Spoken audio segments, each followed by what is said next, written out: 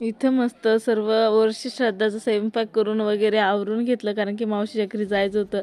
Bag वगैरे सर्व pack झाल्या, गाडीची वाट बघत होतो आणि निघालो लगेच. कारण की रस्ता काही जास्त म्हणजे प्रवास काही दूरचा नव्हता, पण म्हटलं चला 3 वाजले होते निघायला. त्याच्यानंतर व्हिडिओ काही घेतलाच नाही. हे बघा नदीवरच आल्यावर घेतला पूर्ण नदी, आणि पाणी खूप कमी झालं तरी पण काही भरपूर पाणी. आमचा बाबू थोडा वेळ झोपला आणि उठल्यावर लगेच असं खाणं चालू होतं. मला पाहिजे होता वडापाव. घरी आल्यावर बहिणाबाईला चैन आणल्या होत्या साखरपुड्यासाठी, तेच दाखवायचं काम इथं चाललं होतं. आणि हे बघा हे वातावरण किती छान आहे.